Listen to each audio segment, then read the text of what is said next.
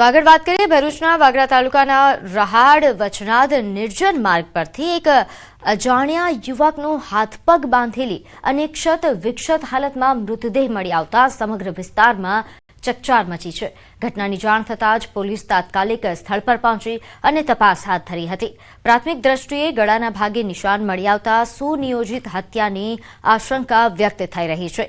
મૃતદેહને પોસ્ટમોર્ટમ અર્થે ખસેડવામાં આવ્યો છે અને આરોપીઓ સુધી પહોંચવા પોલીસ દ્વારા તપાસના ચક્રો પણ તેજ કરવામાં આવ્યા।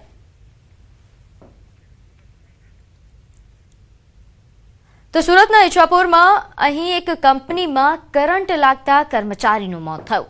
કંપનીમાં ઇલેક્ટ્રિશિયન તરીકે કામ કરતા યુવકને કરંટ લાગતા તેનું મોત નીપજ્યું।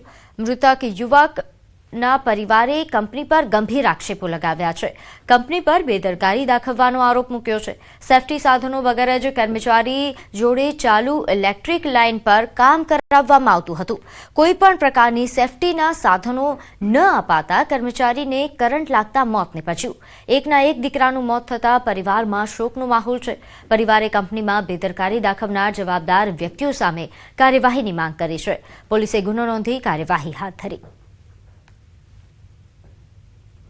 આ ઘટના થવા પાછળ કોણ કોણ જવાબદાર છે અને એ બધી માહિતી કોઈ આપી નથી। હજુ કોઈ જાતનું કોઈ અહીંયા આવ્યું નથી કોઈ જાતની કોઈ વાત કરવા માટે આવ્યું નથી, કોઈ કંપની માટે માણસ આવ્યા છે અહીંયા અને આવું કેમ છે એ બધી જાણકારી અમને જોઈએ છે। બીજું, હવે અક્ષ ઇલેક્ટ્રિક ડિપાર્ટમેન્ટમાં કામ કરતો હતો, એ 20 થી 30 ફૂટ ઉપર ચડીને કામ કરે છે, તો ત્યાં એને સેફટીનું શું ધ્યાન આપવામાં આવ્યું? વિધાઉટ હાર્નેસ એ વ્યક્તિ કઈ રીતે ઉપર ચડે છે? કેમ સેફટી ડિપાર્ટમેન્ટ શું કરે છે ત્યાં? કેમ ધ્યાન આપવામાં નહીં આવ્યું? બીજું, ચાલુ લાઈને કામ કરે છે તો લાઈન બંધ કરવામાં કેમ ના આવે? લાઈન બંધ કરવાની જવાબદારી કોની છે? આમાં દરેક જવાબદાર માણસ અહીં હાજર થાય અને એની જાણકારી આપે।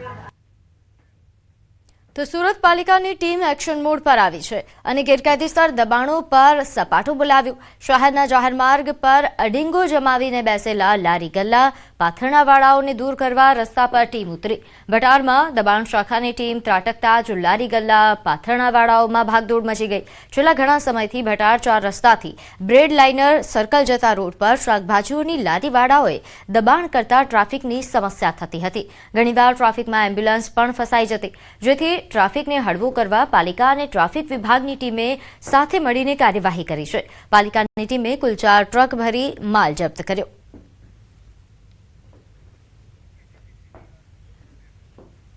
આગળ વાત કરીએ ગાંધીનગરમાં ભાષિણી એઆઈ ટૂલ પર વર્કશોપનું આયોજન કરાયું। સચિવાલયમાં મંત્રી અર્જુન મોઢવાડિયાની ઉપસ્થિતિમાં કાર્યક્રમ યોજાયો, જેમાં કેન્દ્ર સરકારના અધિકારીઓએ ભાષિણી એઆઈ ટૂલ અંગે માર્ગદર્શન આપ્યું હતું। દેશની વિવિધ ભાષા અને અન્ય દેશની વિવિધ ભાષા સાથે સરળતાથી સંવાદ થાય તે માટે આ ટૂલનો ઉપયોગ કરી શકાશે। આ ટૂલનો વધારેમાં વધારે ઉપયોગ થાય તે માટે પ્રયાસો કરાશે।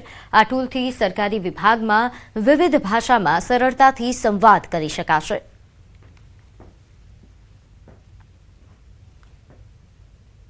यशस्वी प्रधानमंत्री श्री नरेंद्रभाई मोदीना प्रेरणाथी भारत सरकारे जे भाषिणी प्रोजेक्ट अमलमां मूक्यो छे, एमना आ भाषिणी राज्यम वर्कशॉपनुं आज गांधीनगर खाते आयोजन करवामां आवेलुं।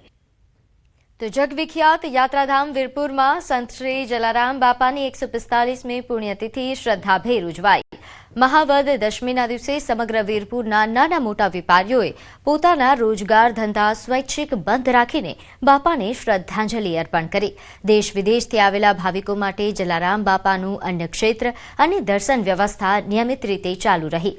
સવારથી જ બાપાના દર્શન માટે ભક્તોની ભીડ ઉમટી પડી હતી અને સમાધિ સ્થાને પરિવારજનો દ્વારા પણ શ્રદ્ધાંજલિ અર્પણ કરવામાં આવી।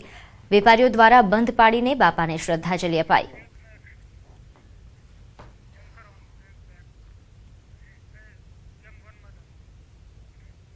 સમાચારોમાં હાલ સમય થયો છે એક નાનકડા વિરામનો।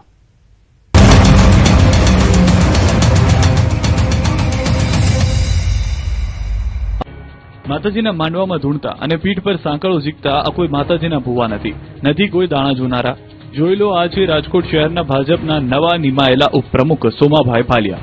ઉપપ્રમુખ સોમાભાઈ ભાલિયાનો આ અનોખો અને ભક્તિમય અંદાજ હાલમાં ચર્ચાનો વિષય બન્યો છે. તાજેતરમાં યોજાયેલા માતાજીના માંડવામાં તેઓ ભાવ વિભોર થઈ ધૂણતા જોવા મળ્યા. એક ધાર્મિક કાર્યક્રમ દરમિયાન સોમા ભાલિયાને એવું સુરાતન ચડ્યું કે માતાજીના ચરણોમાં ભક્તિ વ્યક્ત કરવા ધૂણવા લાગ્યા. પરંપરાગત રીતે મુજબ તેમણે પોતાની પીઠ પર સાંકળો મારીને શ્રદ્ધા દર્શાવી. કાર્યક્રમમાં ઉપસ્થિત ભક્તો માટે આ દ્રશ્ય અનોખું અને આસ્થા ભર્યું હતું. કેટલાક લોકો ચોંકી ગયા. આ વિડીયો વાયરલ થતા રાજકીય વર્તુળમાં શ્રદ્ધાનંદ શ્રદ્ધાની ચર્ચા શરૂ થઈ છે. ત્યારે તેમણે આ વિડીયો જૂનો હોવાનું કહ્યું છે. જૂનો વિરોધી મૂકવો હોય માતાજીનો માંડવો હતો અને સંતાના વિશ્વા માટે અમે કેટલા વર્ષ જૂનો છે આ વિડીયો? કાંઈ ઢૂંઢતા નથી, આપણે ભૂવાત નથી. એટલે અંદાજિત કેટલા સંતાના વિશ્વા માટે આપણે મોજ કરી માતાજીનો માંડવો. બીજી તરફ આ વિડીયોને લઈને ગાંધીનગર ભાજપ હાઈકમાન્ડે નોંધ લીધી. એમની એક સામાજિક પરંપરાની સાથે સાથે એ પોતે ખૂબ ધાર્મિક આસ્થા ધરાવનાર વ્યક્તિ છે અને એમાં અંધશ્રદ્ધા કે એ પ્રકારનું કોઈ વર્તન હોય એવું કોઈ ફીડબેક મળ્યું નથી અને એના દ્રશ્યમાં પણ દેખાતું નથી. વિધાનસભા ચૂંટણીના હવે 2 વર્ષ જેટલો સમય છે અને સ્થાનિક સ્વરાજની ચૂંટણીઓ નજીક છે. ત્યારે આમ આદમી પાર્ટીને મોટો ઝટકો લાગ્યો છે. ખેડૂતો માટે બમણી તાકાતથી લડવાની ખાતરી આપનાર રાજુ કરપડાએ આમ આદમી પાર્ટીને ટાટા બાય બાય કરી દીધું છે. બોટાદના કરદાકાંડ મુદ્દે થયેલી હિંસા બાદ 108 દિવસનો જેલવાસ ભોગવ્યા બાદ જામીન પર છૂટેલા કરપડાએ આમ આદમી પાર્ટીના કિસાન સંગઠનના પ્રદેશ પ્રમુખ સહિત પાર્ટીના તમામ હોદ્દા પરથી રાજીનામું આપવાની જાહેરાત સોશિયલ મીડિયા પર કરી.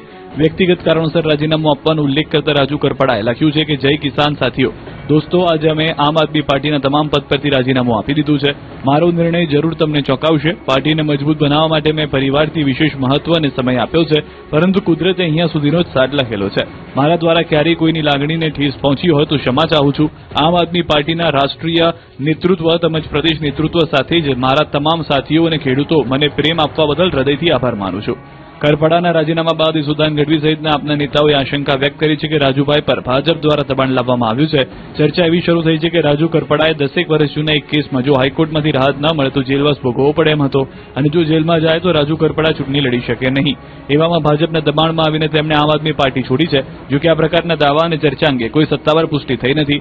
આવા દાવા સાચા છે કે ખોટા એ અંગે હજુ રાજુ કરપડા ખુદ ખુલાસો કરે ત્યારે જ હકીકત ખબર પડી શકે છે. ચર્ચા તો એવી પણ શરૂ થઈ છે કે પ્રવીણ રામ પણ હવે શું કરશે.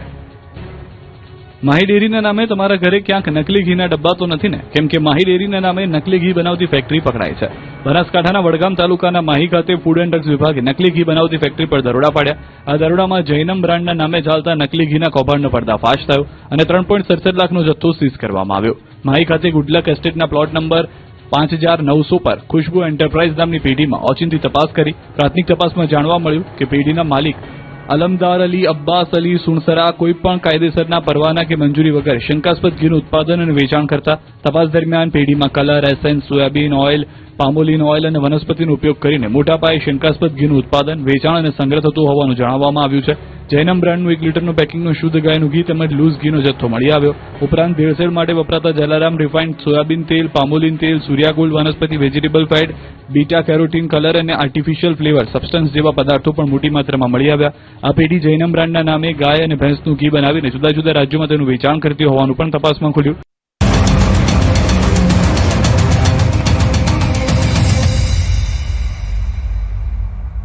વિરામ બાદ આપનું સ્વાગત છે. આગળ વાત કરીએ પ્રધાનમંત્રી નરેન્દ્ર મોદીની દૂરદર્શી વિચારધારા અને ગુજરાતના મુખ્યમંત્રી ભૂપેન્દ્ર પટેલના અથાગ પ્રયાસોથી લિફ્ટ ઇરિગેશન, બાગાયતી ખેતી અને વાડી યોજના સાથે પ્રાકૃતિક ખેતી અને કૃષિ સાધન સબસિડીથી આદિજાતિ વિસ્તારોમાં ખેત ઉત્પાદનમાં પરિવર્તનની લહેર આવી છે.